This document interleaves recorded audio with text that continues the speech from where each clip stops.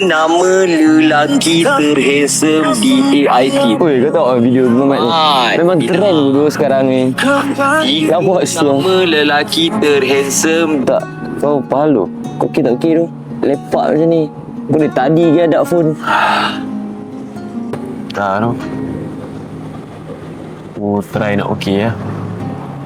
Sebab first time kan hidup tanpa dia kosong. Rasa kosong. Dik, kehilangan tu memang pedih, Jik.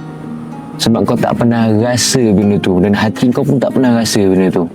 Tapi kau kena ingat, Allah kata dalam Quran, La yukallifullahu nafsan illa wus'aha.